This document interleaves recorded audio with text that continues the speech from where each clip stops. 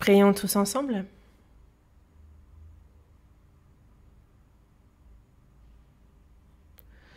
Dis notre Père, toi qui abondes en amour, nous te sommes reconnaissants et nous te disons merci. Tu nous as sauvés de nos péchés et nous t'en remercions sincèrement.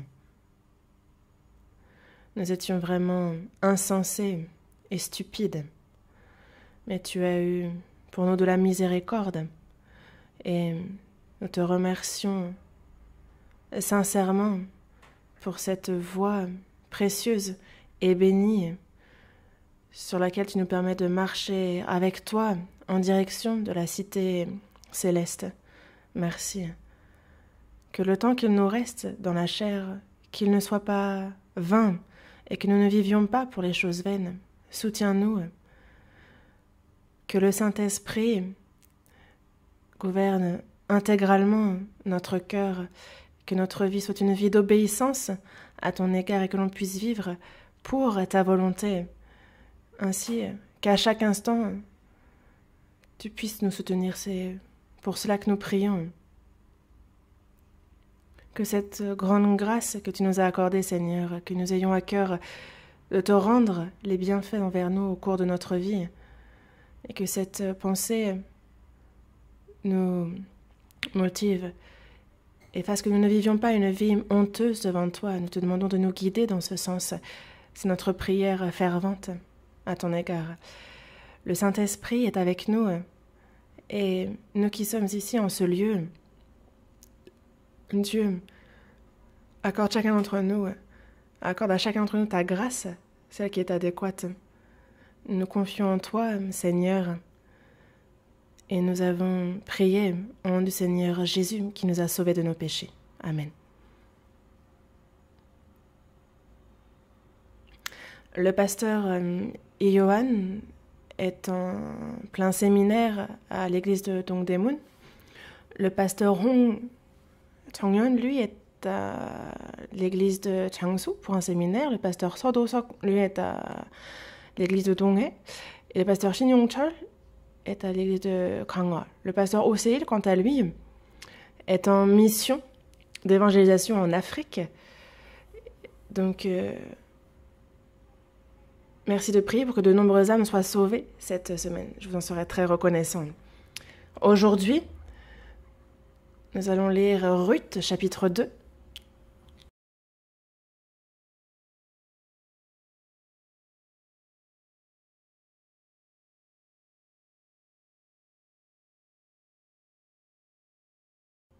Ruth, chapitre 2, à partir du verset 1.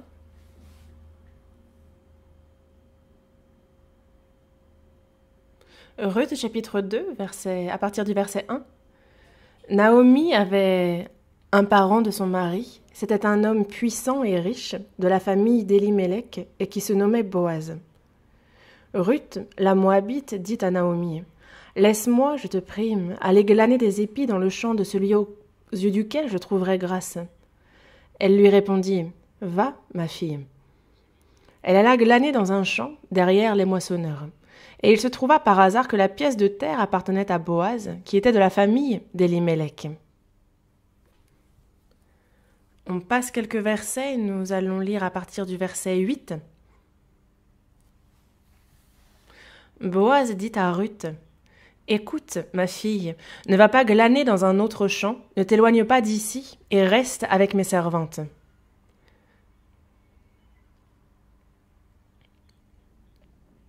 Regarde où l'on moissonne dans le champ et va après elles. J'ai défendu à mes serviteurs de te toucher. Et quand tu auras soif, tu iras au vase et tu boiras de ce que les serviteurs auront puisé. Alors, elle tomba sur sa face et se prosterna contre terre, et elle lui dit: « Comment ai-je trouvé grâce à tes yeux pour que tu t'intéresses à moi qui suis une étrangère ?» Boaz lui répondit: « On m'a rapporté tout ce que tu as fait pour ta belle-mère depuis la mort de ton mari. Et comment tu as quitté ton père et ta mère et le pays de ta naissance pour aller vers un peuple que tu ne connaissais point auparavant.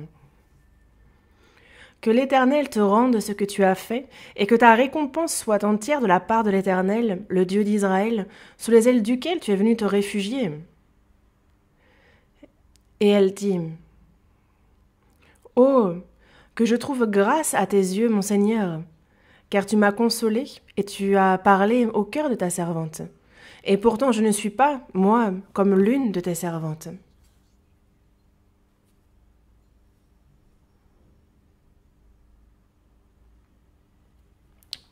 Nous avons lu jusqu'au verset 13. Aujourd'hui, nous allons essayer de recevoir des enseignements que Dieu nous adresse à nous, contemporains, chrétiens de ce monde, à travers la foi de Ruth. Surtout que Ruth,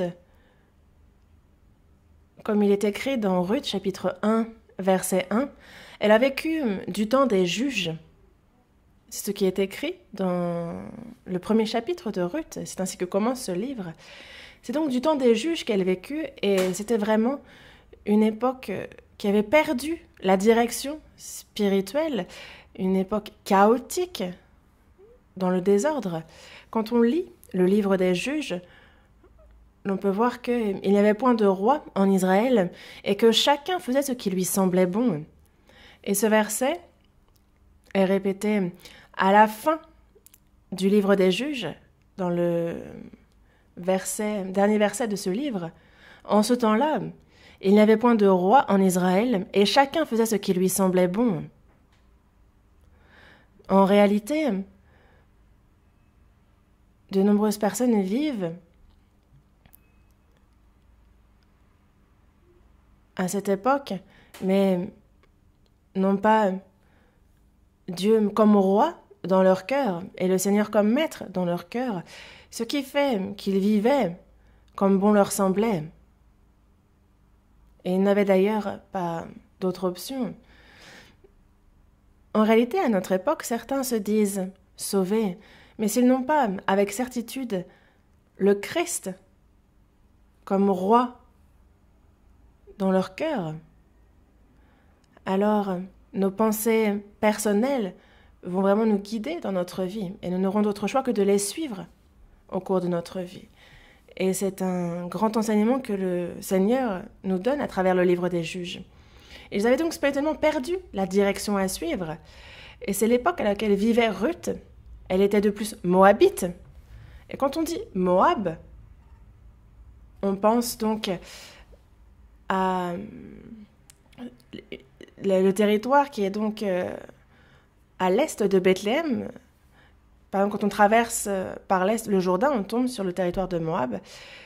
D'ailleurs, un territoire vraiment où l'on servait des idoles rusées, vraiment, c'est une population détestable, abominable.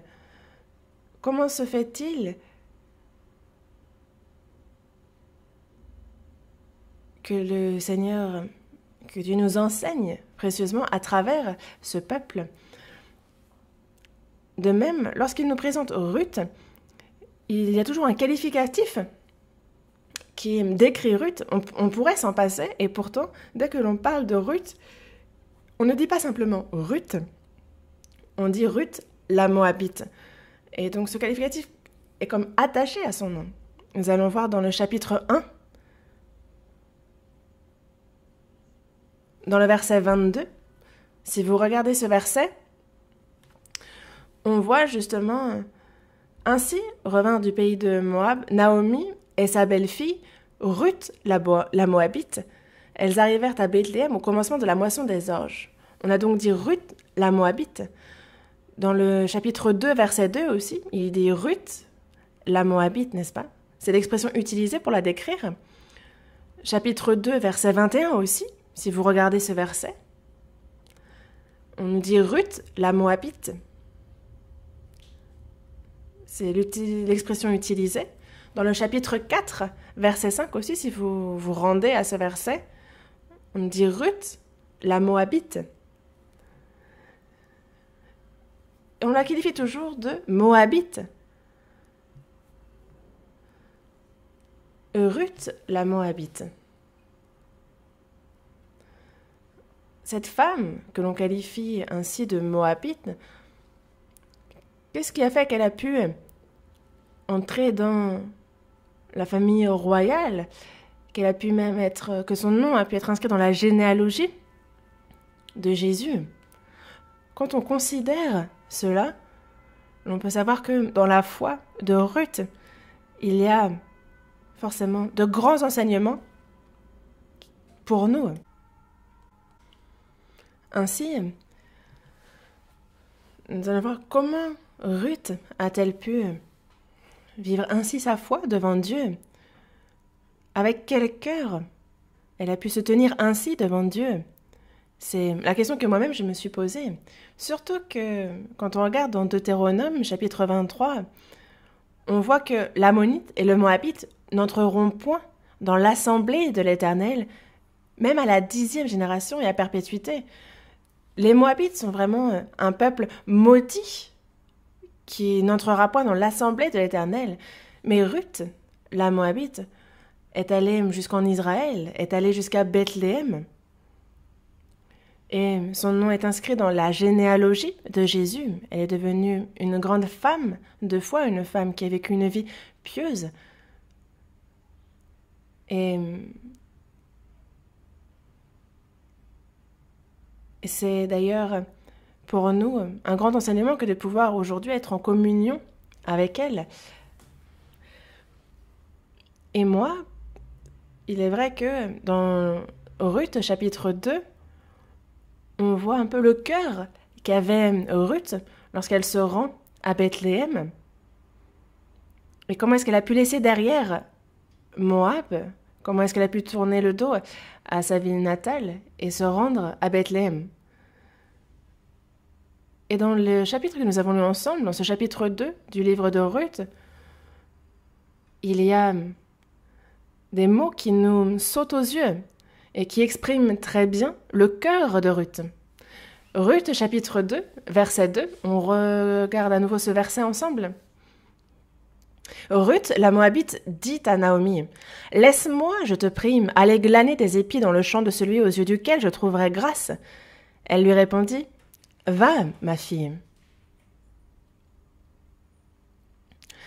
Un peu plus loin dans le texte, on va lire un autre verset, le verset 10. Alors, elle tomba sur sa face et se prosterna contre terre, et elle lui dit, « Comment ai-je trouvé grâce à tes yeux pour que tu t'intéresses à moi qui suis une étrangère ?» Verset 13, nous allons lire ce verset ensemble. Et elle dit, « Oh, que je trouve grâce à tes yeux, mon Seigneur, car tu m'as consolée et tu as parlé au cœur de ta servante. Et pourtant je ne suis pas, moi, comme l'une de tes servantes. »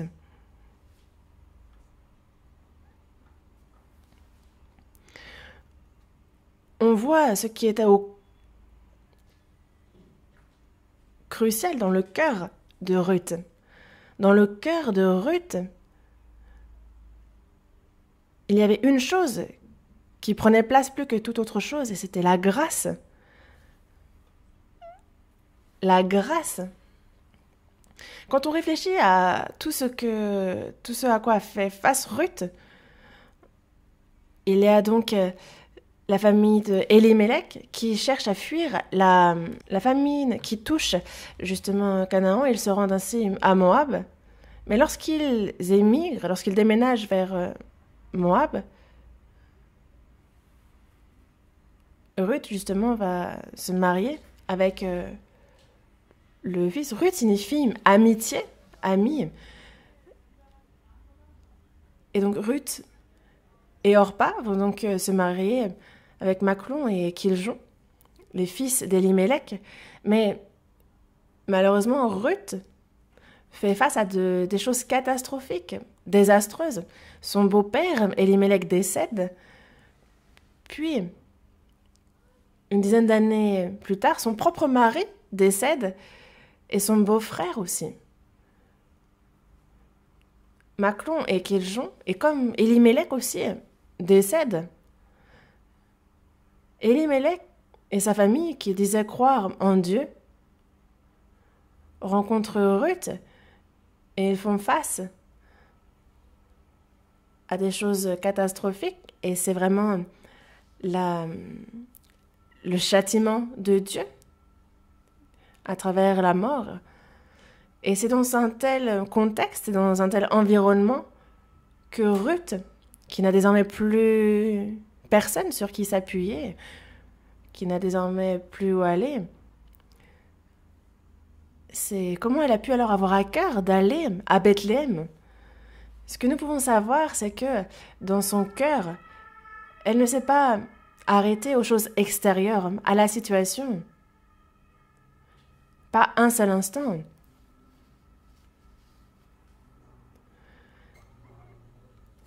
Et le cœur qu'elle avait lui venait de Dieu. Elle avait beau avoir tout perdu. Ce qu'elle a reçu dans son cœur, c'est Dieu. Ton peuple sera mon peuple, et ton Dieu sera mon Dieu. Où tu mourras, je mourrai, et j'y serai enterré. Que l'Éternel me traite dans toute sa rigueur, si autre chose que la mort vient à me séparer de toi. C'est vrai que j'ai fait face à des choses désastreuses, mais Dieu, c'est ce que j'ai reçu. Et Dieu est bien plus grand. Et c'est ce à quoi s'est accrochée Ruth, quelle que soit la difficulté à laquelle elle a fait face. Et c'est le cœur que Dieu lui a donné. Et en entrant à Bethléem,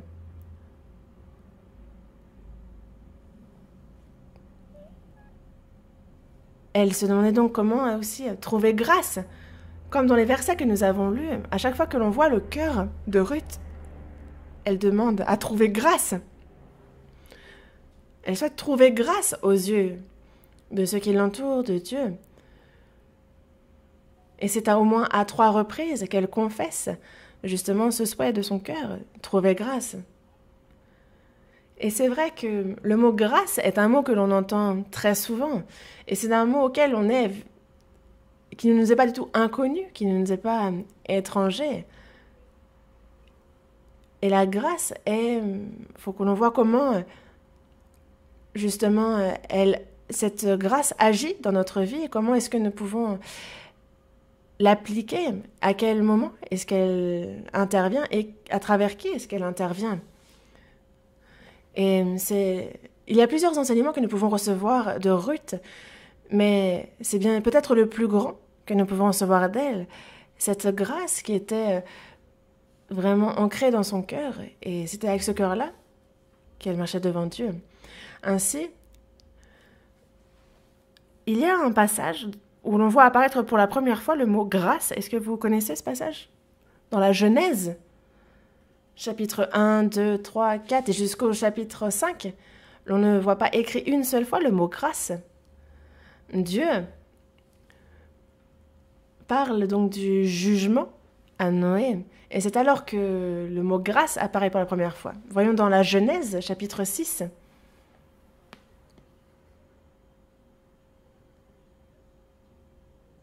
Genèse, chapitre 6, verset 8.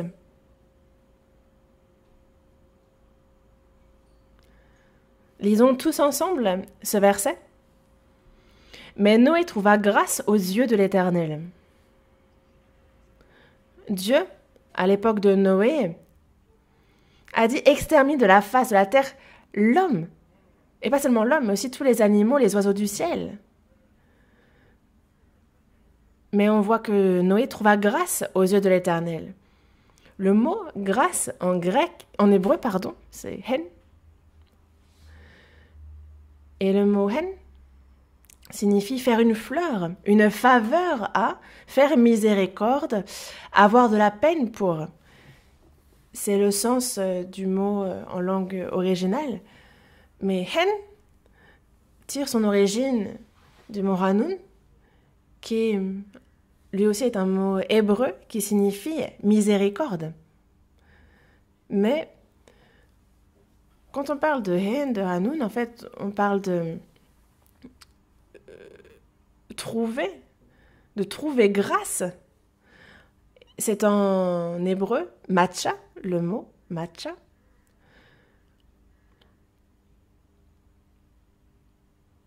Et en fait, ce mot signifie vraiment, dans le sens originel, trouver, découvrir et obtenir. Et peut-être vous avez la Bible de la King James Version, peut-être, et il est écrit dans cette version que Noah found grace. Donc Noah a trouvé, il a découvert grace, donc la grâce. Où ça? In the eyes, dans les yeux de qui? Of the Lord, of the God. Il a donc trouvé grâce aux yeux de l'Éternel. C'est l'expression utilisée. Quand on dit trouver, donc ça signifie donc trouver, découvrir, et il y a un autre sens à ce mot qui est gagner, acquérir. Certaines traductions vont donc utiliser le sens d'obtenir.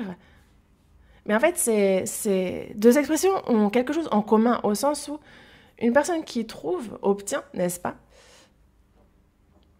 Et Noé a donc trouvé grâce aux yeux de l'Éternel. Il a découvert la grâce. C'est le sens que cela prend si on s'intéresse aux mots dans la langue hébraïque. Et la grâce est quelque chose... Est-ce qu'il y a bien de plus précieux et que l'on ne peut absolument pas... dont on ne peut pas se passer dans notre vie? Luther a dit seulement la grâce. Only grace. Luther, lorsqu'il parle de cela, il dit que l'homme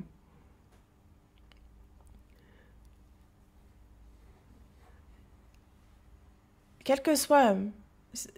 La grâce est quelque chose que l'homme ne peut recevoir de son mérite, quel qu'il soit. Quelque chose qu'il ne peut ni acheter, ni vendre, qu'aucun effort ne pourra garantir. Luther a été jusqu'à dire cela. La grâce, Dieu est grâce en toutes choses. Et même lui qui est né dans une crèche, dans une auge, même cela, c'est une grâce. C'est ce que Luther a dit, lui qui a entrepris la réforme protestante. Il utilisait le mot grâce, mais c'est vrai que quand on y réfléchit,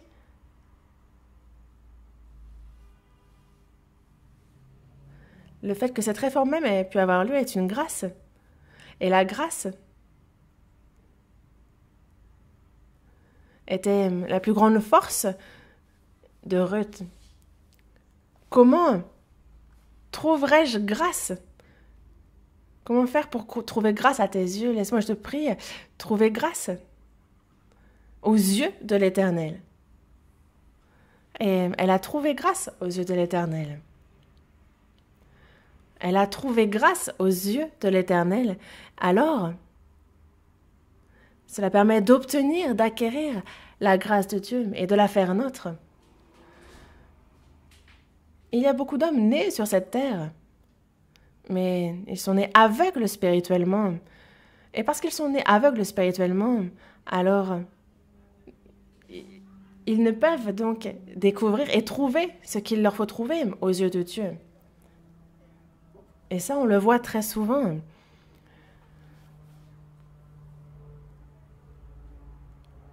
Dieu souhaite que tout homme, comme Noé, comme Ruth, que tout homme trouve grâce à ses yeux. Et c'est vraiment son souhait. Pourtant, il y a de nombreuses personnes qui cherchent grâce, qui cherchent faveur dans ce monde. Mais ce n'est pas aux yeux de Dieu qu'ils le cherchent. Voyons dans le Proverbe, chapitre 29. Proverbe, chapitre 29.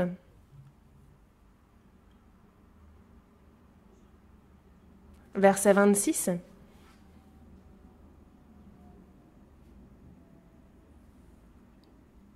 Proverbe, chapitre 29, verset 26. Lisons tous ensemble ce verset. Beaucoup de gens recherchent la faveur de celui qui domine, mais c'est l'Éternel qui fait droit à chacun. Beaucoup de gens recherchent la faveur de celui qui domine. Oui. Mais c'est l'Éternel qui fait droit à chacun. C'est l'Éternel qui décide à qui il fait grâce. Nous, à travers la vie de Ruth, on peut savoir à qui est-ce que la grâce est donnée. C'est cette première question, en fait. Qui trouve grâce aux yeux de Dieu? Dans la première épître de Pierre, chapitre 5, verset 5, on nous parle de Dieu qui fait grâce, du Dieu de grâce. Et cette grâce, au final, à qui trouve grâce à ses yeux? La Bible est claire concernant la grâce et celui qui trouve grâce aux yeux de Dieu. Et elle nous le décrit d'ailleurs très bien.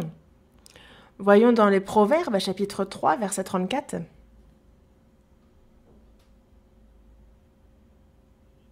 Proverbes, chapitre 3, verset 34. Il se moque des moqueurs, mais il fait grâce aux humbles. Il se moque des moqueurs. Dieu dit bien se moquer des moqueurs, mais il dit faire grâce aux humbles. Comme il nous l'a écrit dans ce verset. Nous allons chercher quelques autres versets dans Jacques, chapitre 4, verset 6. Car il a cité le verset que nous venons de lire tel quel. Jacques, chapitre 4, verset 6.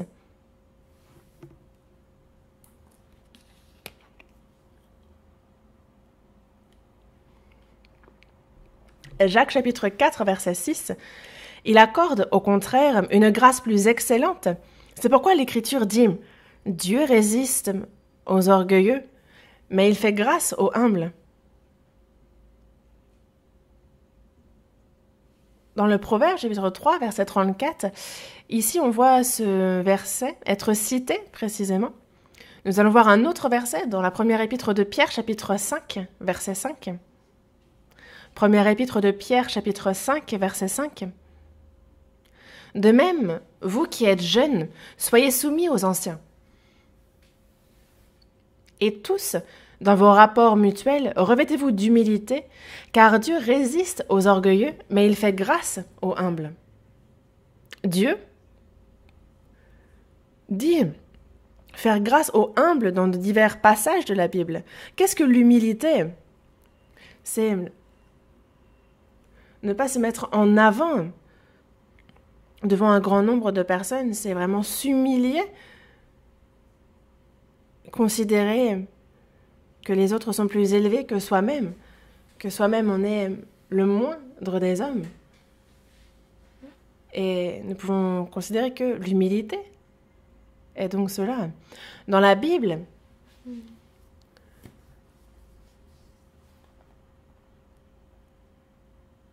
il y a de nombreuses personnes qui ont justement vécu leur vie de foi devant Dieu avec un cœur sincèrement humble, dont David. David fut poursuivi durant 12 années par Saül. Et lorsqu'il le poursuivait pour le tuer, David a confessé à Saül: « Mais qui poursuis-tu? Un chien mort, une puce ?» C'est ainsi qu'il se décrit comme étant une puce. Il se décrit comme une perdrix dans la montagne. Il s'est décrit comme étant lui-même une perdrix. Et dans le psaume 62, verset 10, il s'exprime de la manière suivante aussi. Il dit être plus léger qu'un souffle. Plus léger qu'un souffle. Il parle de lui-même. Et c'est ainsi qu'il se décrit devant Dieu. Il dit « Je suis plus léger qu'un souffle ». Dans le Nouveau Testament, celui qui était pourtant le plus proche de Dieu, celui qui, après Jésus-Christ, a vraiment, devant Dieu, été pour nous le plus grand modèle, l'apôtre Paul. Paul confesse, quant à lui, « À moi qui suis le moindre de tous les saints, cette grâce a été accordée. » À moi qui suis le moindre de tous les saints, cette grâce a été accordée.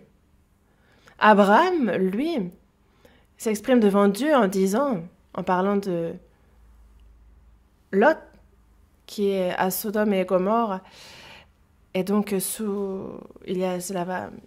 villes vont être frappées, et il s'adresse à Dieu en leur demandant, dans sa prière ardente, il intercède en faveur de Lot, et il prie Dieu de l'écouter, lui qui n'est que poussière et cendre. Il dit, voici, j'ai osé parler au Seigneur, moi qui ne suis que poussière et cendre, être une perdrix, une puce, un chien, moi qui ne suis que poussière et cendre. Ça nous montre bien ici l'humilité de ces hommes. Et c'est vrai que humainement, ils ne manquaient de rien. Ils étaient des patriarches dans la foi, ils étaient vraiment proches de Dieu. Et lorsqu'ils se tenaient devant Dieu, ils étaient humbles. Ils n'avaient d'autre choix que devant Dieu d'avoir cette confession humble. Et c'est aux humbles que c'est les humbles qui trouvent grâce aux yeux de Dieu. Et c'est également à ceux qui l'aiment, ceux qui aiment le Seigneur, qui le cherchent, ceux qui vraiment dans leur cœur aiment le Seigneur, alors ils trouvent grâce aux yeux de Dieu. Cherchons dans la Bible à Deutéronome chapitre 5 verset 10.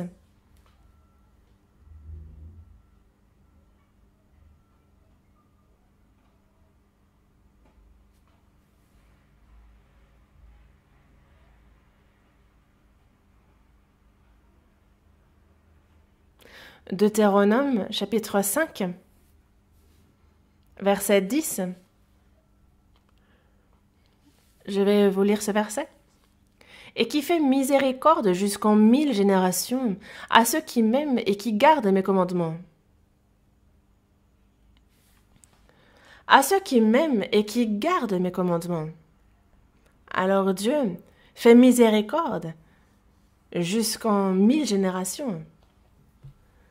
À ceux qui l'aiment, il y en a aussi à ceux qui l'aiment d'un amour inaltérable. Il trouve grâce aussi aux yeux de Dieu.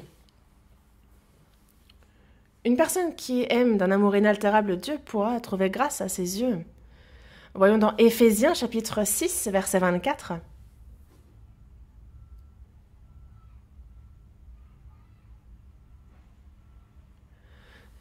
Éphésiens chapitre 6, le dernier verset de cet épître, que la grâce soit avec tous ceux qui aiment notre Seigneur Jésus-Christ d'un amour inaltérable. À tous ceux, justement, qui aiment le Seigneur Jésus-Christ d'un amour inaltérable. Alors ils trouvent grâce, que la grâce soit avec tous. Ceux qui sont fidèles, justes et qui sont droits de cœur, ceux-là, quand ils rencontrent Dieu, ils trouvent grâce à ses yeux. Et ce, de manière inévitable. On va voir dans 1 Roi, chapitre 3.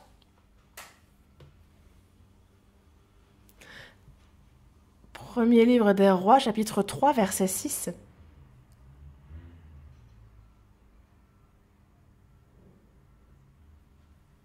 Salomon répondit, « Tu as traité avec une grande bienveillance ton serviteur David, mon père, parce qu'il marchait en ta présence dans la fidélité, dans la justice et dans la droiture de cœur envers toi. Tu lui as conservé cette grande bienveillance, et tu lui as donné un fils qui est assis sur son trône, comme on le voit aujourd'hui. »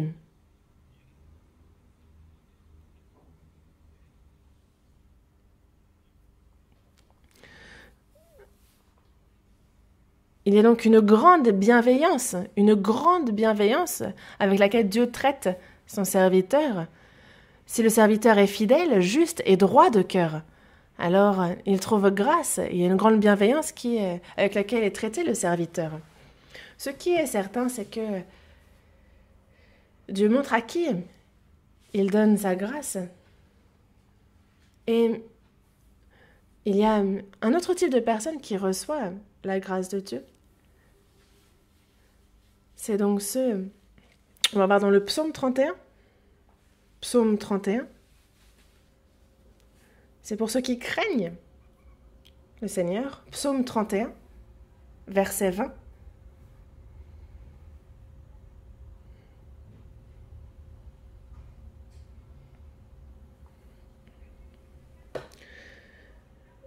Psaume 31, c'est le verset 20 en français.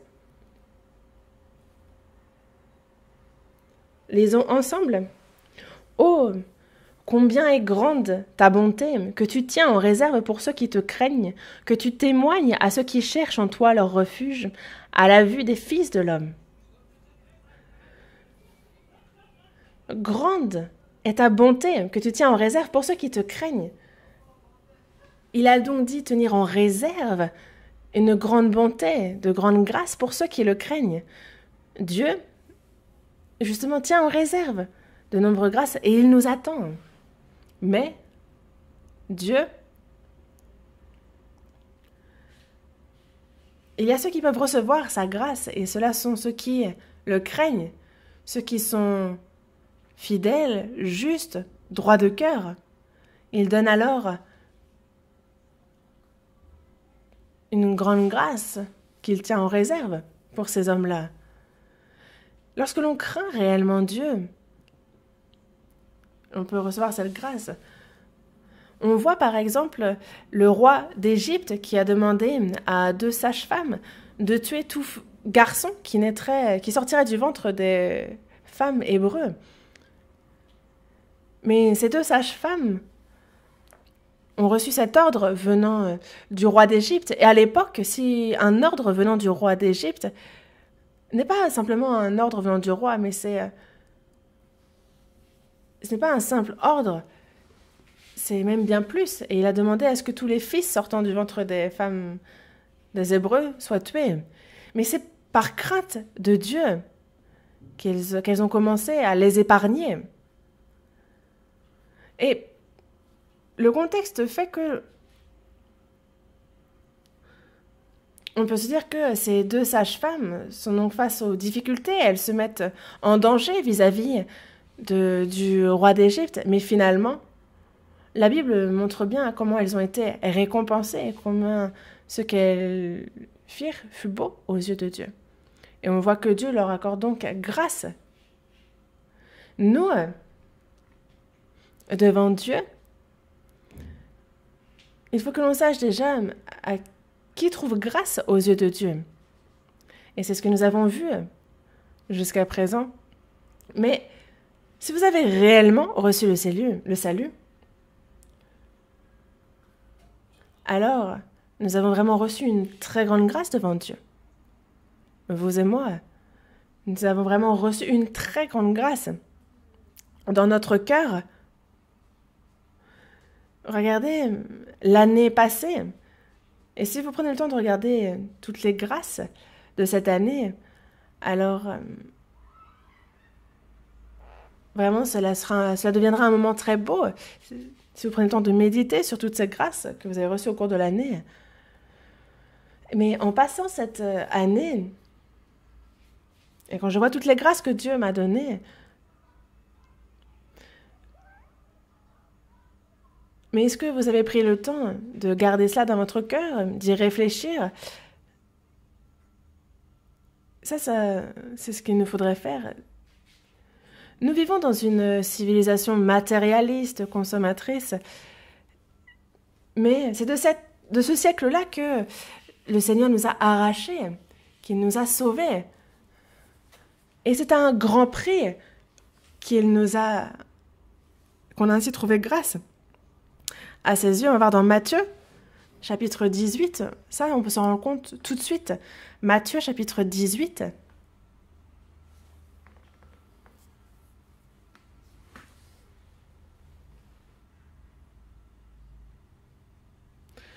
Matthieu, chapitre 18, verset 23. C'est pourquoi le royaume des cieux est semblable à un roi qui voulut faire rendre compte à ses serviteurs. Et donc on appelle les serviteurs qui se trouvent devant le roi, et il y a donc des serviteurs qui doivent rendre compte au roi. Et c'est ce qui arrivera à tout homme sur cette terre. Chaque homme devra rendre compte devant Dieu, et c'est quelque chose que nul ne peut éviter. Personne ne sera épargné devant le grand trône blanc, on ne pourra pas fuir. Mais le Seigneur parle donc de ce dont on doit rendre compte, et il parle de cette dette de 10 000 talents. Et donc il a ce serviteur qu'on appelle, on lui dit, tu dois 10 000 talents, mais il n'avait pas de quoi payer. Alors, le maître de ce serviteur le laisse aller et il lui a remis la dette. Et nous, si on réfléchit à ce que représente un talent d'or, parce que nous vivons dans une civilisation matérialiste, et donc Dieu s'adresse à nous par des choses que l'on connaît. Il souhaite se rapprocher de nous, raviver notre mémoire sur la grâce que nous avons reçue, et ce, à travers cette parabole avec le talent. Donc, on a une dette de 10 000 talents, mais c'est vrai qu'on a du mal à se rendre compte, n'est-ce pas, de ce que cela représente.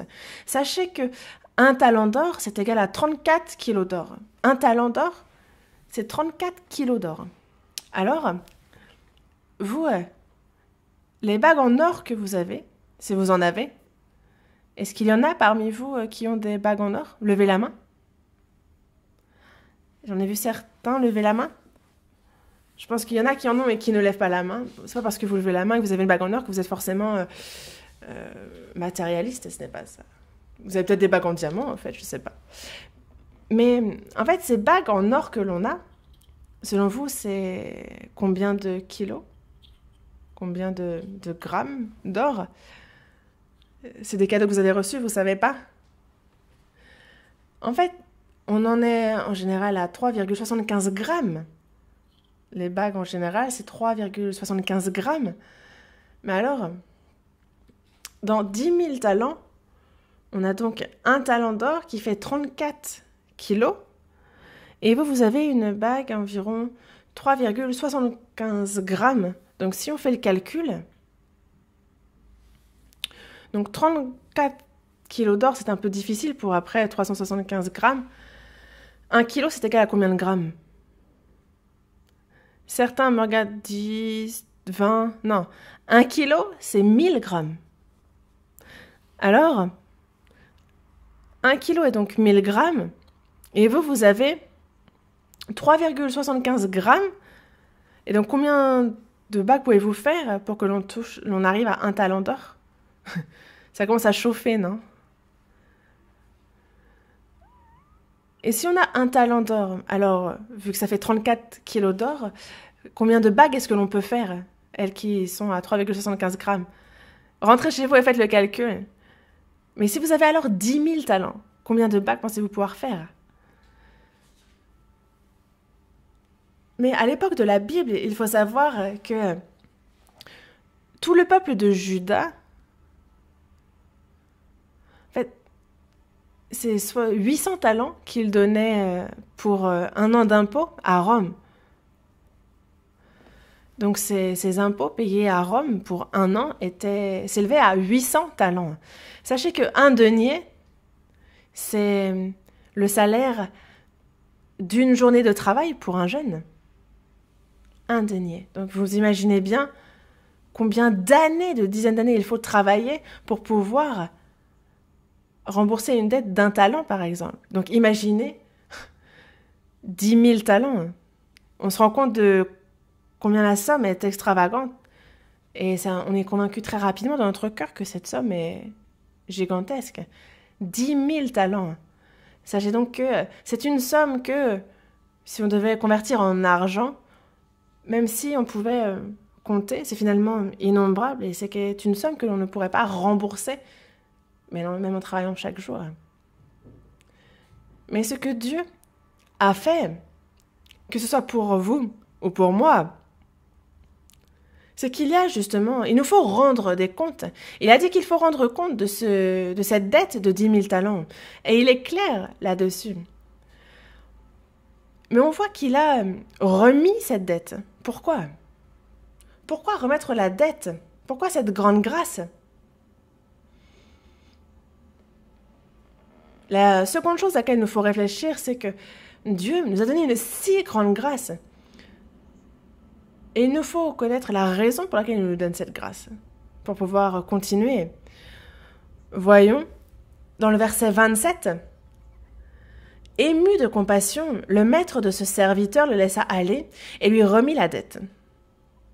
Il a donc remis sa dette, mais après qu'il fut sorti, ce serviteur rencontra un de ses compagnons qui lui devait 100 deniers.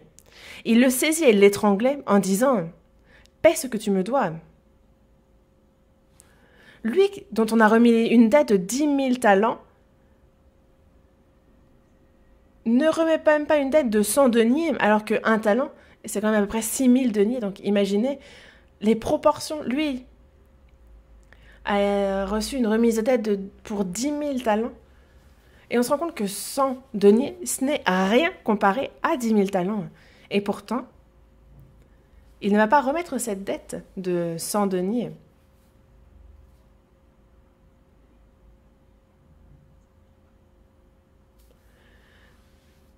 Et il y a une raison pour laquelle il nous a remis cette dette, pour laquelle Dieu nous a sauvés. Et la seule et unique raison,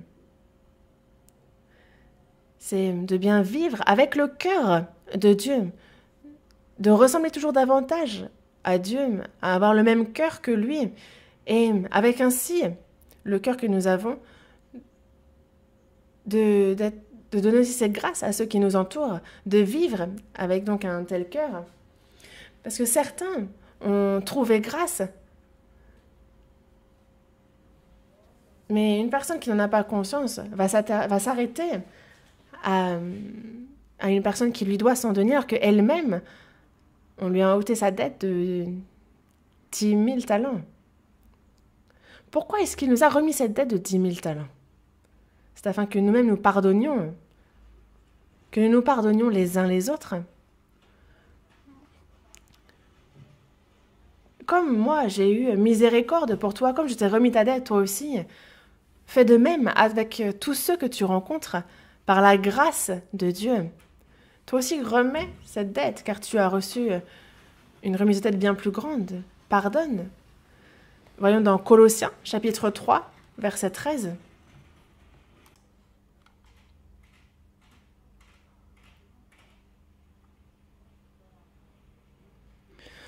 Colossiens, chapitre 3, verset 13. Lisons ensemble.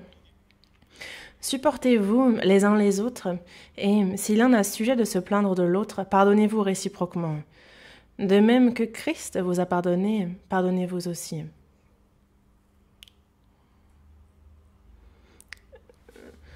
Au cours de notre vie de foi, il y a à nos côtés les frères et sœurs, il y a ceux aussi nombreux qui nous insultent, qui nous critiquent et se moquent de nous.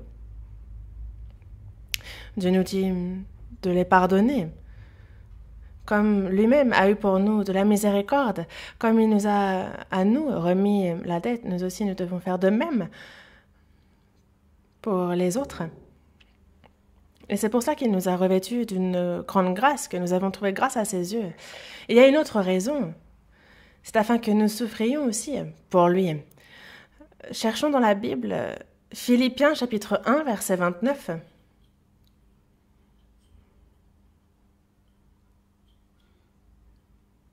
Chapitre 1, verset 29. Je vais lire. Et cela de la part de Dieu, car il vous a été fait la grâce par rapport à Christ, non seulement de croire en lui, mais encore de souffrir pour lui. Il vous a été fait la grâce, pardon. Il y a un but à cela. Pourquoi est-ce qu'il nous a fait cette grande grâce? C'est afin que l'on souffre pour lui. Comme c'est écrit ici. Cette année, en cette nouvelle année, on a donc des nouveaux responsables et certainement que de nombreux responsables sont même ici présents, assis aujourd'hui avec nous. Et lorsqu'on annonce les nouveaux responsables, tout le monde est un peu tendu.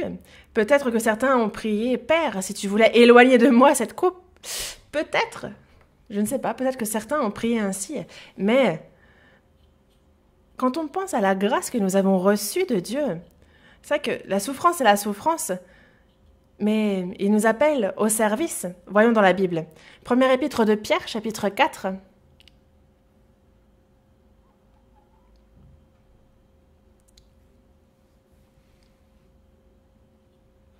Première épître de Pierre, chapitre 4, verset 10.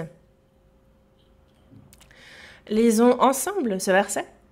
Comme de bons dispensateurs des diverses grâces de Dieu, que chacun de vous mette au service des autres le don qu'il a reçu. Donc, être au service les uns des autres, le service est vraiment une occasion très précieuse que Dieu nous donne de pouvoir rendre à lui les bienfaits, la grande grâce qu'il a eue envers nous. Et parce qu'on a fait l'année dernière, cela ne veut pas dire que l'on ne fait pas cette année. Lorsque Dieu donne, accorde encore, faites, avec quel cœur allez-vous recevoir ce qu'il vous donne? Évidemment que il y a des situations particulières à chacun, vraiment des choses imprévues, forcément, il y a pour certains ce genre de cas. Mais dans la mesure du possible et dans la plupart des cas, avant toute chose, il nous faut chercher premièrement le royaume et la justice de Dieu. Comme nous dit ce verset, il faut déjà nous souvenir de la grâce lorsque l'on fait le service. Alors, ce qui est sûr, c'est que Dieu nous donnera toutes ces autres choses par-dessus. Certaines personnes, en fait, je les ai entendues discuter et ils disaient « Pasteur, je fais le service et vraiment, je me rends compte que Dieu vraiment, il donne toute autre chose par-dessus. Et bon, quand même, moi, ne me remettez pas parmi les responsables. » Et il est vrai qu'il n'est pas simple que de faire le service, mais devant Dieu, il y a une chose qu'il faut que l'on édifie dans notre cœur devant Dieu. C'est l'ampleur, vraiment, si on réfléchit à la grâce, à la grande grâce que Dieu nous a accordée, alors certainement que nous ne laisserions passer aucune occasion de pouvoir lui rendre les bienfaits qu'il a eus envers nous. Quand on en a la force, quand on en a l'énergie, quand on peut encore bouger, on ne laissera pas passer cette occasion. L'occasion que Dieu nous donne de pouvoir être actif pour lui, lorsqu'il nous a d'ailleurs tout accordé pour pouvoir le faire, quand on en a la forme, quand on a la santé. Et donc, les grâces qu'il nous donne sont aussi pour que l'on fasse le service. Et ce n'est pas un travail, mais vraiment lorsqu'il nous confie une tâche, c'est vraiment pour aussi qu'on apprenne davantage sur lui. C'est pour que l'on reçoive beaucoup de lui. C'est pour que ce soit une année fructueuse pour nous. C'est certain qu'il nous donne la grâce dans ce sens-là aussi. Et pour cette raison. Et Dieu, il y a une autre raison certaine aussi pour laquelle il accorde la grâce. C'est afin justement que c'est pour qu'on travaille. Voyons dans 1 Corinthiens chapitre 10.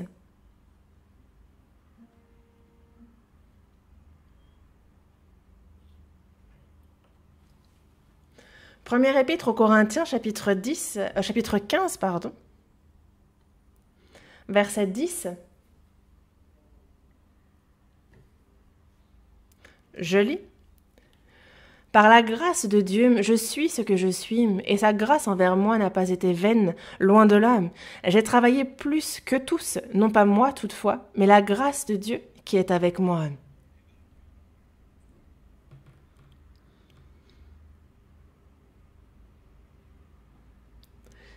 Dieu, justement, la grâce envers moi, la grâce qu'il m'a donnée n'a pas été vaine, loin de là. J'ai travaillé plus que tous. C'est ainsi que se présente l'apôtre Paul. En réalité, travailler n'est pas quelque chose qui ne se fait qu'avec le cœur. Il faut que les mains se mettent à l'œuvre. Des fois, c'est la demande d'investir financièrement. On fait face à des difficultés aussi. Et parfois, quand on travaille, il nous arrive également de faire des erreurs. Mais il y a une chose dont il faut se souvenir, c'est que quelqu'un qui ne travaille pas, quelqu'un qui ne fournit aucun effort, ne fait pas d'erreur. C'est sûr. Ça, il faut s'en souvenir. Une personne qui vraiment ne bouge pas n'a rien. Déjà, certes, elle ne se met pas en avant, c'est sûr qu'elle ne va pas être insultée. Enfin, rien de tout cela. En Corée, il y eut pendant un temps un permis de conduire vert, mais ce système a disparu. Pourquoi? Mais en fait, le permis de conduire vert, en fait, il s'adressait aux personnes qui, durant 5 ans, n'avaient aucun accident et qui n'enfreignaient absolument pas le code de la route, qui n'avaient eu aucune amende durant 5 ans, qui vraiment étaient clean sur toute la ligne pendant 5 ans.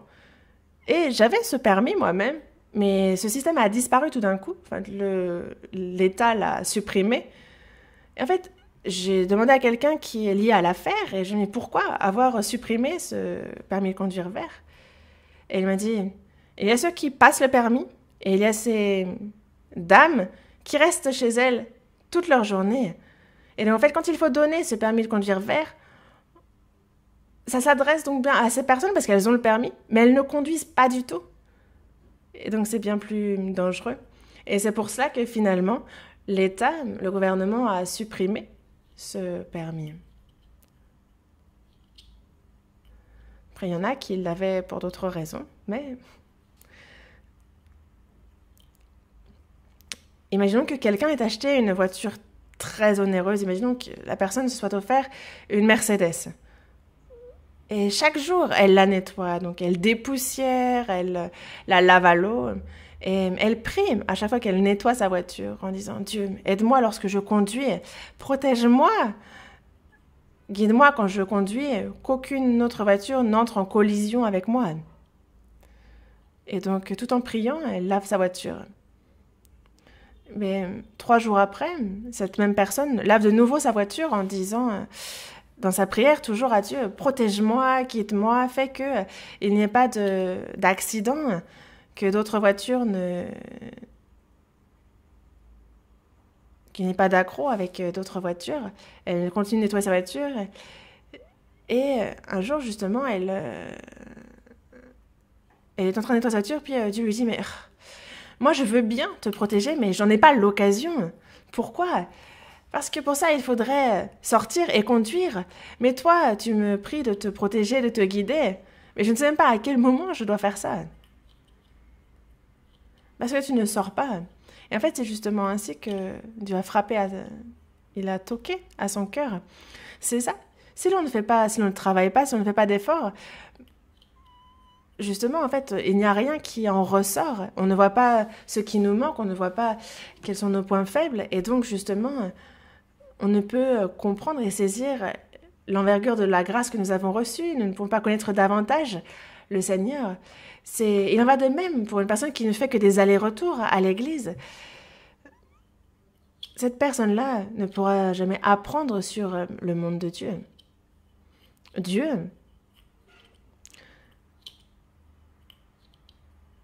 nous a accordé cette grande grâce pour que l'on fasse le service, pour que l'on travaille, pour que l'on souffre pour lui.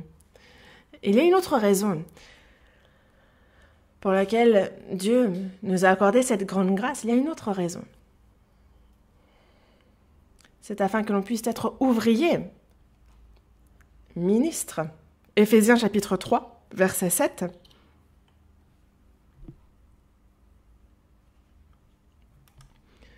Éphésiens chapitre 3, verset 7. Je vais lire. Dont j'ai été fait ministre selon le don de la grâce de Dieu qui m'a été accordé par l'efficacité de sa puissance.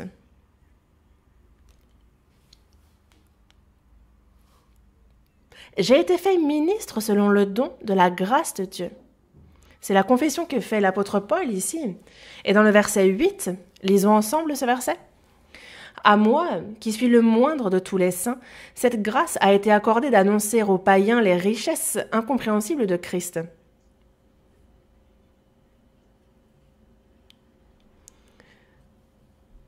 Ici, il est vraiment devenu ministre de l'Évangile. Il est devenu ouvrier. Lorsque l'on comprend réellement la grâce, alors cette grâce nous réjouit, elle élargit notre cœur, elle prend de la hauteur même. Et c'est en cela que l'on peut alors souffrir, que l'on peut faire le service, que l'on peut travailler, que l'on peut devenir ministre, ouvrier, et que l'on peut prêcher cet évangile. Et toutes ces choses-là sont faisables une fois qu'on a compris la grâce. Dieu nous accorde beaucoup de grâce pour qu'on lui rende aussi les bienfaits qu'il a envers nous. Et il souhaite vraiment que ces grâces ne soient pas vaines, et c'est pour ça qu'il nous avertit à plusieurs reprises. Dieu nous dit bien que si vous avez vraiment compris la grâce, alors tout est possible. Et c'est pour ça qu'il fixe toute chose par rapport à la grâce. Donc le troisième point est de savoir de qui est-ce que l'on reçoit la grâce. La grâce, finalement, d'où vient-elle? Elle vient donc bien de Jésus, Christ. Nous allons voir dans Jean, chapitre 1, verset 17. Cherchons l'évangile selon Jean, chapitre 1, verset 17. Évangile selon Jean, chapitre 1, verset 17.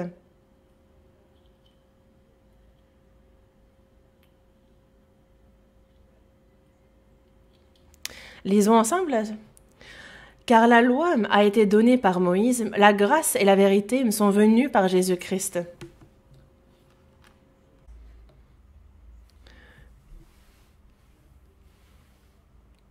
Et donc, la grâce et la vérité sont venues par Jésus-Christ. La grâce et la vérité viennent par Jésus-Christ et seulement par lui. Mais c'est très surprenant de voir que Dieu a tout accordé selon la Bible, selon la grâce. Sa parole est la parole de grâce. Voyons dans Actes chapitre 14. Actes chapitre 14, verset 3.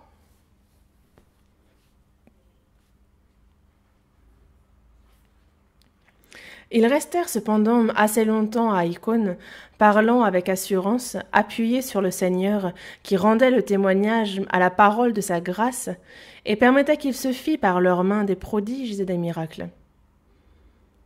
À la parole de sa grâce, c'est la parole de grâce. Actes chapitre 20, verset 32. Actes chapitre 20, verset 32.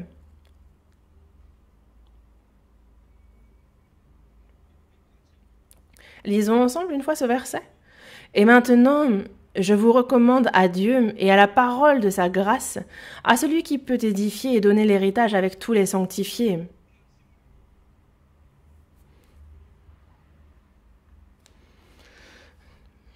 À la parole de sa grâce, je vous recommande à Dieu. Et à la parole de sa grâce, c'est après avoir dit ces propos que l'apôtre Paul quitte Jérusalem. Le salut aussi, c'est la grâce. Car c'est par la grâce que vous êtes sauvés, par le moyen de la foi. Et cela ne vient pas de vous, c'est le don de Dieu.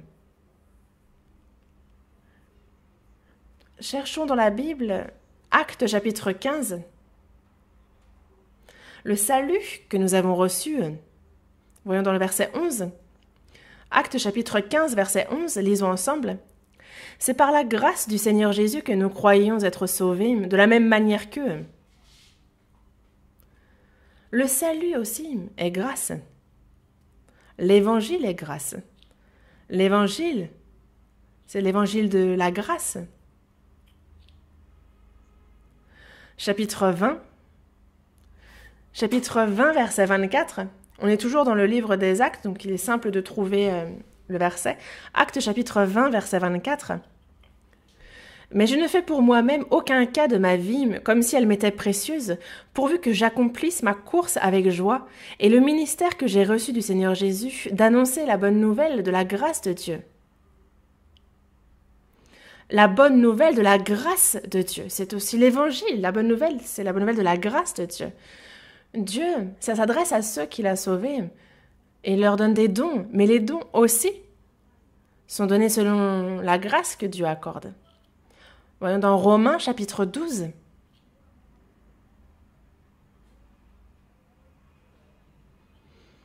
Romains chapitre 12.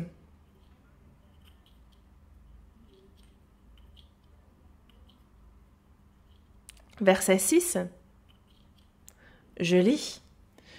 Puisque nous avons des dons différents selon la grâce qui nous a été accordée, que celui qui a le don de prophétie l'exerce selon l'analogie de la foi. Les dons aussi, c'est selon la grâce.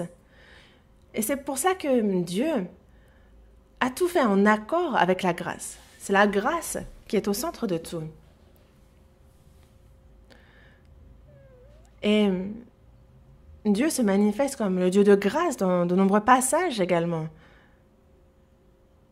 La grâce vient de Dieu. Les dons aussi. La parole, c'est la parole de la grâce. Le salut aussi, c'est le salut, c'est la grâce. L'évangile aussi, c'est la bonne nouvelle de la grâce. Il a ainsi tout accordé à sa grâce.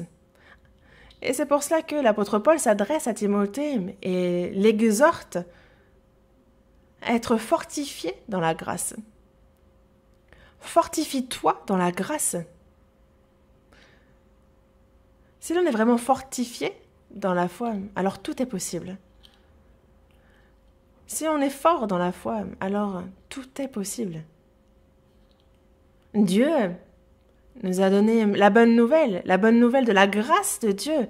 Et c'est pour cela que, dans notre cœur, petit à petit, plus on vit notre vie de foi, et plus, justement, cette grâce prend de la place dans notre cœur. Certaines personnes vont dire que dans leur vie de foi, ils sont touchés par la lassitude, l'ennui. Non. Plus on avance et plus la grâce prend de la place dans notre cœur, plus elle devient grande. Et c'est tout à fait normal, c'est vraiment ça. On peut dire que c'est vraiment ça, une belle vie de foi.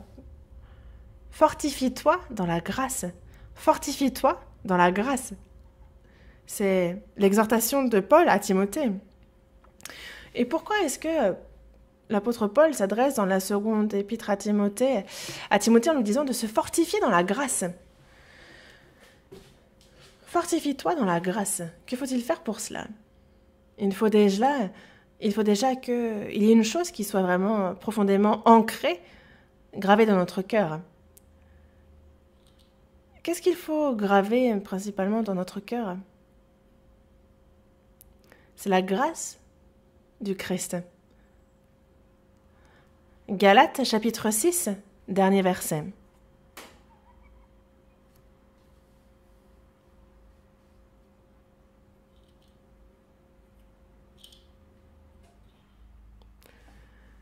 C'est un verset très important, nous allons le lire ensemble. Frères, que la grâce de notre Seigneur Jésus-Christ soit avec votre esprit. Amen. Qu'est-ce qu'il veut? Que ce soit avec notre esprit. Que la grâce de notre Seigneur Jésus-Christ soit avec votre esprit. Que la grâce de notre Seigneur Jésus-Christ soit avec votre esprit. C'est une exhortation très importante et une requête envers nous. Philippiens, chapitre 4, verset 23. Philippiens, chapitre 4, verset 23.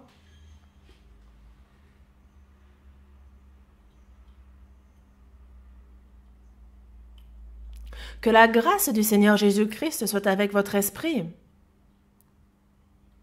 Seconde épître à Timothée, chapitre 4, le dernier verset. Que le Seigneur soit avec ton esprit, que la grâce soit avec vous.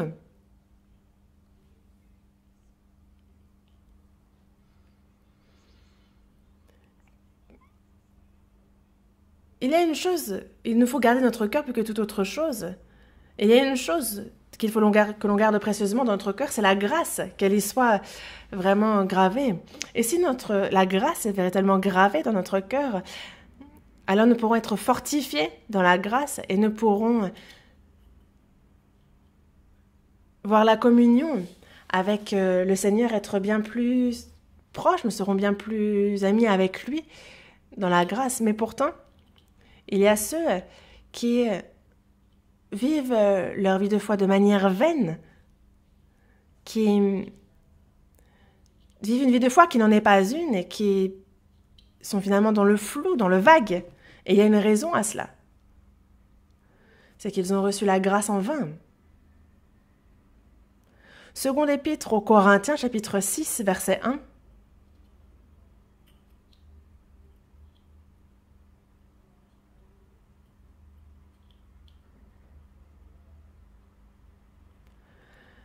On lit ensemble une fois. Puisque nous travaillons avec Dieu, nous vous exhortons à ne pas recevoir la grâce de Dieu en vain.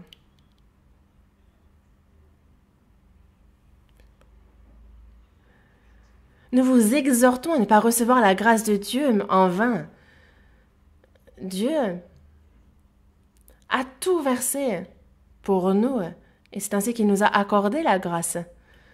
Et c'est pour ça que l'apôtre Paul confesse dans Romains chapitre 1 verset 14, il dit « Je me dois aux Grecs et aux barbares, aux savants et aux ignorants. Pourquoi a-t-il une dette? Pourquoi se doit-il à ces hommes? C'est parce que lui-même, on lui a remis une énorme dette. Il dit donc désormais se devoir aux autres. Mais si on y réfléchit, imaginez qu'il y ait devant vous l'enfer, il est sous vos yeux. On vous le montre. On vous montre l'enfer d'un côté. Et de l'autre côté, on a 10 000 talents. Est-ce que vous allez entrer en enfer ou est-ce que vous allez chercher à rembourser 10 000 talents, cette dette? Qu'allez-vous choisir?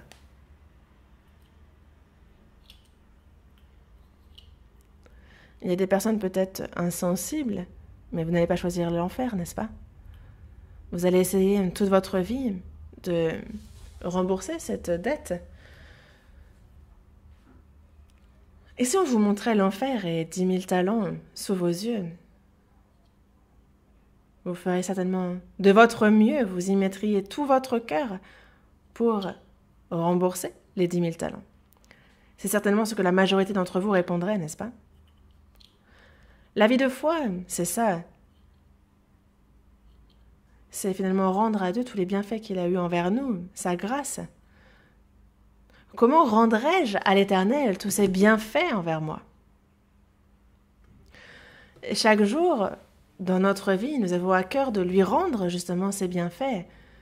Et alors nous pouvons tout faire. Il y avait à l'époque dans un royaume un roi, peut-être à l'époque Joseon, peut-être, qui justement réunissait qui a fait une grande réunion dans un endroit calme où il a réuni tous ceux qui le servent et ils ont commencé à faire... ils étaient autour d'une table et le roi est en train de discuter d'affaires très importantes pour le royaume. Mais à l'époque, il n'y avait pas l'électricité et c'est pour ça qu'ils avaient donc une bougie allumée et c'était à la lumière de cette bougie qu'ils faisaient la réunion très importante. Mais tout d'un coup, le vent a soufflé. Le vent a tellement soufflé que la flamme s'est éteinte. Et donc tout d'un coup, ils se sont retrouvés dans l'obscurité. Mais la reine qui se tenait à côté du roi, elle crie « Ah, mais qui c'est ?» Elle a vraiment crié très fort. Pourquoi? Parce que la reine était fort belle.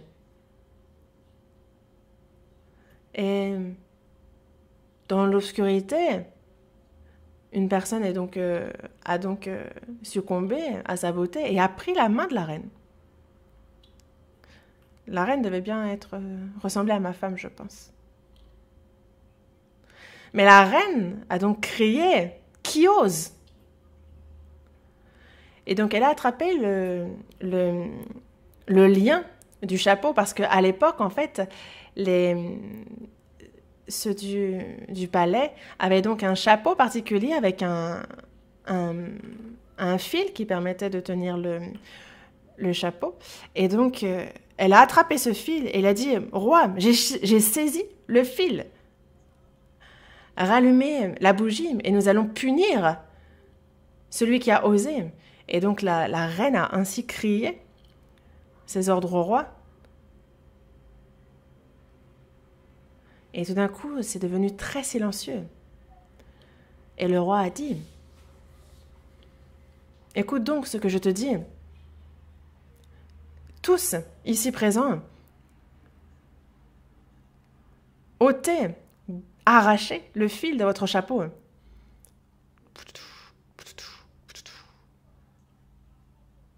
tout le monde ont justement mis le fil de leur chapeau au pied du roi, et le roi a demandé à ce qu'on allume la bougie de nouveau. Et donc on ne pouvait pas savoir à qui était le fil que la reine avait dans les mains. Et un beau jour, il y a une grande guerre qui éclate dans le royaume. Et on n'avait aucun chef pour se rendre sur le champ de bataille. Et le roi se faisait du souci pour savoir qui il devait envoyer. Et il y a un de ses serviteurs qui se présente à lui et qui pourtant n'est pas bien de grande envergure, qui n'est pas bien robuste, et qui dit lui-même qu'il va se rendre sur le champ et se battre. Et le roi le laisse donc partir, se battre, mais il se dit certainement qu'il ne reviendra pas. Mais au-delà même de ce qu'il imaginait, il a donc gagné chacune des batailles, il est revenu victorieux. Il est revenu et il a été fait général et il a été vraiment victorieux.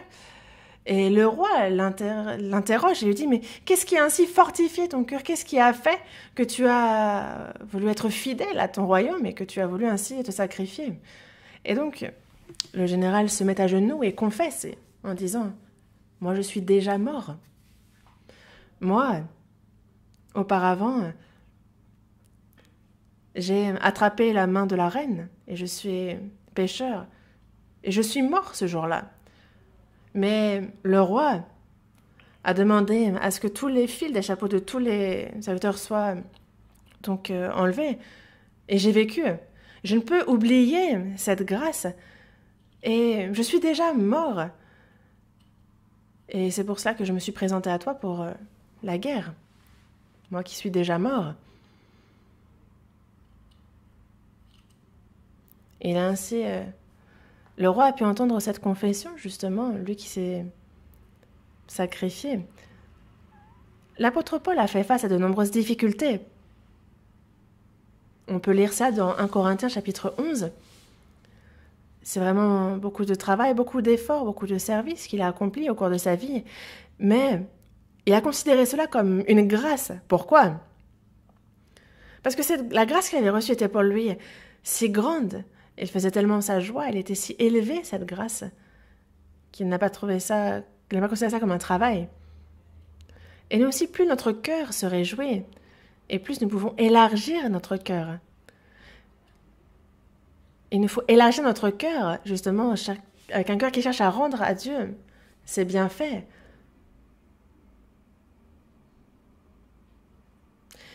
Et au cours de notre vie, nous nous en rendons bien compte. Des fois, par exemple, on se met en colère ou même un nouveau-né nous énerve. Il nous arrive vraiment qu'un nouveau-né nous énerve. Par exemple, je passais dans la rue et par exemple, je vois un jeune enfant qui est en train de se fâcher. Et je me dis, mais qu'est-ce qui peut bien le fâcher à cet âge? Il est jeune, il ne connaît rien. Mais en fait, nous aussi, quand on se met en colère, c'est que notre cœur est étroit. Et il ne faudrait pas qu'il le soit vis-à-vis de la grâce de Dieu. Dieu, dans notre cœur, souhaite que la grâce du Seigneur Jésus-Christ y soit avec notre esprit. Et on arrive à la fin de cette année et il est nécessaire que nous prenions de nouvelles résolutions dans notre cœur. Car si nous sommes des chrétiens nés de sauvés, alors il y a deux choses. Est-ce que je vais vivre en rendant à l'Éternel tous ses bienfaits? Ou est-ce que c'est pour ma chair et seulement pour la convoitise de ma chair que je vais vivre?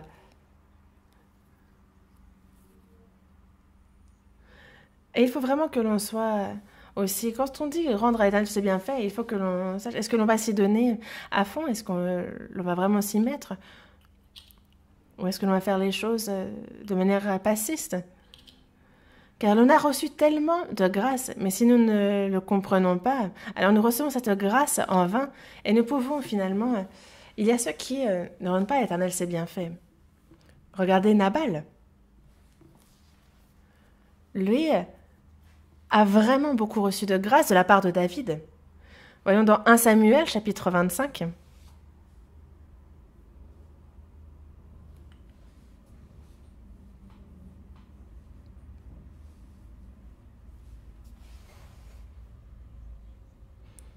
1 Samuel, chapitre 25.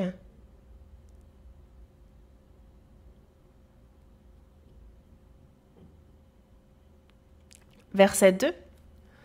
1 Samuel, chapitre 25, verset 2. Il y avait à Maon un homme fort riche, possédant des biens à Carmel. Il avait 3000 brebis et 1000 chèvres, et il se trouvait à Carmel pour la tonte de ses brebis. Nabal, donc, qui était à Carmel, était vraiment riche. Dans le verset 3, il est dit, le nom de cet homme était Nabal et sa femme s'appelait Abigail. Nabal était vraiment riche, c'était vraiment une grande fortune, la Bible nous le dit. Mais, dans le désert, comment est-ce que lui a-t-il pu devenir si riche? Car il y avait de nombreux dangers, de nombreux périls dans le désert. On pouvait souvent être victime de brigands. Mais comment se fait-il que Nabal, lui, ait-il pu devenir si riche? C'était la grâce de David. Voyons dans la Bible, le verset 7. « Et maintenant, j'ai appris que tu as les tondeurs. Or, tes bergers ont été avec nous, nous ne leur avons fait aucun outrage, et rien ne leur a été enlevé pendant tout le temps qu'ils ont été à Carmel. » David envoie donc ces gens pour recevoir un peu de quoi manger, et c'est les salutations qu'il adresse à Nabal. On était ensemble, mais rien ne leur a été enlevé pendant tout le temps qu'ils ont été à Carmel. On ne leur a fait aucun outrage. Si on regarde dans le verset 15, « Et pourtant, ces gens ont été très bons pour nous, ils ne nous ont fait aucun outrage et rien ne nous a été enlevé, tout le temps que nous avons été avec eux lorsque nous étions dans les champs. » Nabal, lui, l'ignorait, mais tous les serviteurs de Nabal savaient très bien.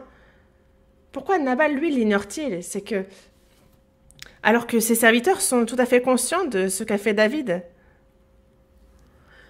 Ces gens ont été très bons pour nous, ils ne nous ont fait aucun outrage, ils ne nous ont rien enlevé. Dans le verset 16, « Ils nous ont nuit et jour servi de muraille tout le temps que nous avons été avec eux, me faisant paître les troupeaux. » Et c'est ainsi qu'il est devenu une grande fortune, une très grande fortune. Mais lui, qui a reçu une si grande grâce, il n'a pas voulu donner à David. Alors que David, pourtant, s'est adressé à lui avec toutes les formes, tous les honneurs, alors qu'il aurait très bien pu dire « Ah bon, ben, moi je t'ai servi, désormais tu me donnes de quoi manger. » Non, lorsqu'il a envoyé ces gens, il y a mis toutes les formes, c'est selon toutes les règles. Dans le verset 5, il envoya vers lui 10 jeunes, auxquels il dit « Montez à Carmel et allez auprès de Nabal. Vous le saluerez en mon nom et vous lui parlerez ainsi. Pour la vie, sois en paix, et que la paix soit avec ta maison et tout ce qui t'appartient. »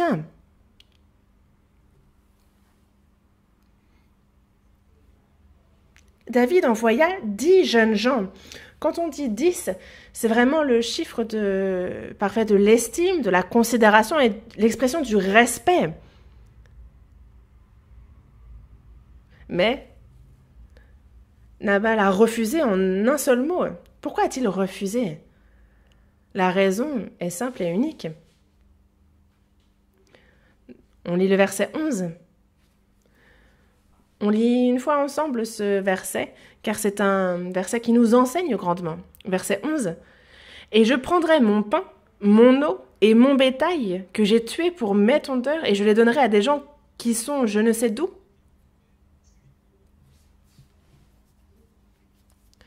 Mon pain, mon eau, mon bétail pour mes tondeurs. Nabal, en un mot, ne s'attachait qu'à ses possessions. C'était un homme insensé, attaché seulement à ses propres biens. Mais nous vivons devant Dieu. et nous faisons face à différentes situations. Mais il y a une chose qui parfois nous saisit et qui ne devrait pas, c'est le fait que l'on pense posséder quelque chose. Un peu comme Nabal, un peu comme des fois, par exemple, on donne par exemple 10 euros à un enfant, l'enfant achète des bonbons, et si la maman demande à l'enfant, ah, donne-moi un bonbon, il dit, ah non. En fait, il ne fait pas le lien, comment il a pu avoir ce paquet de bonbons.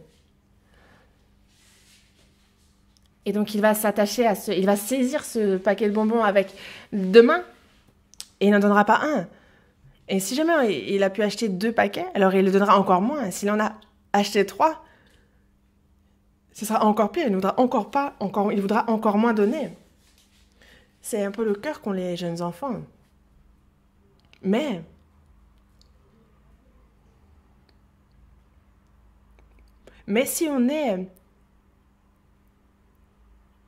si c'est la grâce de Dieu que l'on saisit, il y a une chose que l'on peut savoir, c'est que qu'as-tu que tu n'aies reçu? Et si tu l'as reçu, pourquoi te glorifies-tu comme si tu ne l'avais pas reçu? Tout ce que nous avons, est-ce que vous ne l'avez pas reçu? Est-ce qu'il y a quelque chose que l'on n'aurait pas reçu?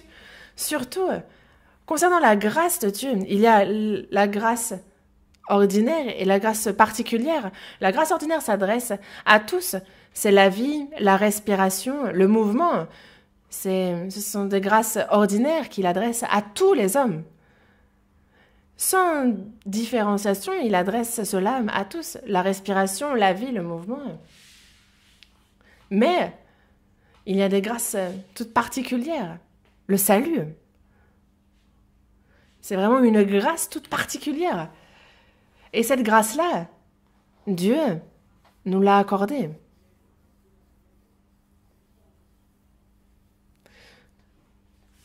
Abigail a vu justement Nabal. Et donc elle voit les serviteurs de Nabal s'adresser à elle pour qu'elle fasse quelque chose. Dans le verset 17, pardon. Sache maintenant et vois ce que tu as à faire, car la perte de notre maître et de toute sa maison est résolue. Et il est si méchant qu'on ose lui parler. Il est méchant, il est têtu, il est égoïste. Et c'est bien cela, finalement, la chair du chrétien. C'est ce dont cela nous parle. Nabal, c'est notre chair. Les serviteurs sont sages. Ils disent « Sache maintenant et vois ce que tu as à faire. » Et donc c'est tôt le matin qu'elle a pris aussitôt 200 pains, elle a pris du vin, du bétail. Elle a tout préparé, le grain aussi. Et elle va vers David. Dans le verset 18, on voit vraiment tout ce qu'elle prépare. Elle prépare vraiment beaucoup de choses à offrir. Elle le prépare tôt et elle se rend tôt vers David.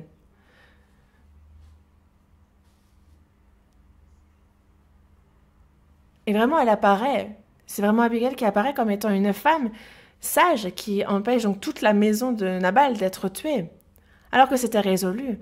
Elle n'a pas seulement compris la grâce que David a accordée à sa famille, mais elle a connu qui est David. On va voir dans le verset 28. Verset 28. « Pardonne, je te prie, la faute de ta servante, car l'Éternel fera à mon Seigneur une maison stable. Pardonne, car mon Seigneur soutient les guerres de l'Éternel et la méchanceté ne se trouvera jamais en toi. » Elle a connu David comme il se doit. Et dans le verset 29, « S'il s'élève quelqu'un qui te poursuive et qui en veuille à ta vie, l'âme de mon Seigneur sera liée dans le faisceau des vivants auprès de l'Éternel ton Dieu, et il lancera du creux de la fronde l'âme de tes ennemis. » Elle savait très bien qu'on ne pouvait pas s'en prendre à David, qu'il était justement lié avec l'Éternel. Et donc on voit bien qu'elle connaît qui est David quand on voit comment elle s'adresse à lui. Dans le verset 30, « Lorsque l'Éternel aura fait à mon Seigneur tout le bien qu'il t'a annoncé et qu'il t'aura établi chef sur Israël. » Elle savait aussi les promesses que l'Éternel avait faites à David.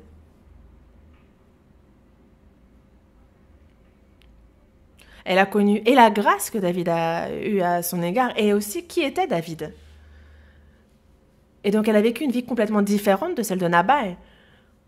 Et un jour, Dieu frappe Nabal et David entend la nouvelle et va vers Abigail, lui demandant de devenir sa femme. Et à ce moment-là, Abigail ne s'est même pas retournée.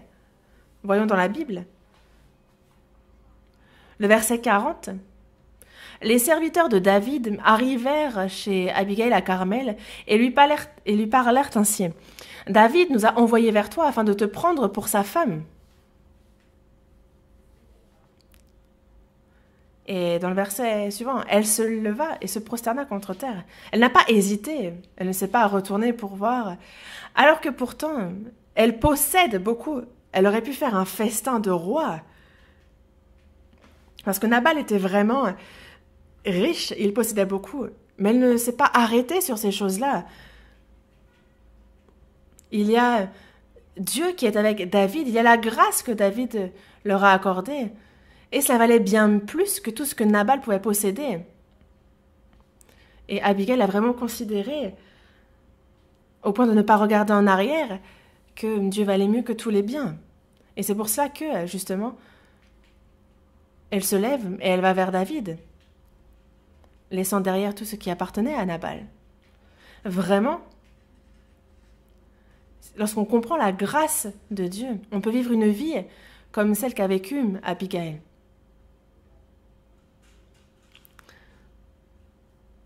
Et dans notre vie, justement, on regarde, et cette année qui nous a été accordée, c'est une année que l'on devrait pouvoir finir dans la grâce de Dieu. C'est vraiment une année où Dieu nous permet de prendre des résolutions, de réfléchir profondément à sa grâce et de pouvoir la graver dans notre cœur de nouveau et de vivre une vie qui rende à l'Éternel ses bienfaits.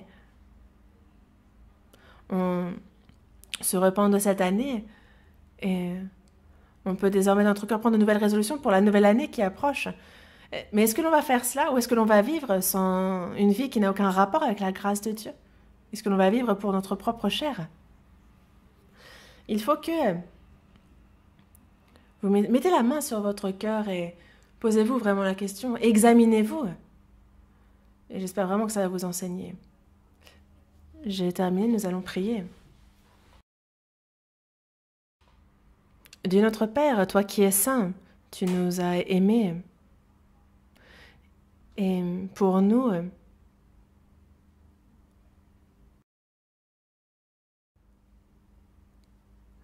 tu as versé tout ton soin, nous ne pouvons oublier la grâce que tu nous as accordée. Dieu, cette grâce que tu nous as donnée, nous réfléchissons à chacune de ces grâces que tu nous accordes et nous souhaitons nous y attacher pour que l'on puisse par elles travailler, que l'on puisse faire le service, que l'on puisse être ministre à tes yeux et que nous puissions bien être de bons constructeurs attachés à cette grâce, que notre vie puisse te glorifier. Et guide-nous par ton Saint-Esprit afin qu'on y arrive. C'est notre souhait ardent.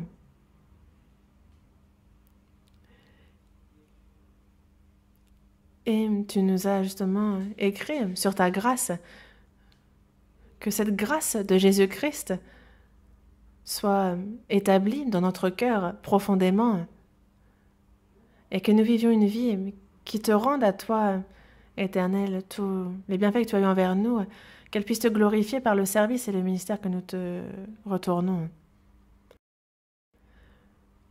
Que notre vie puisse te rendre grâce et te glorifier. Nous avons prié en le Seigneur Jésus-Christ. Amen.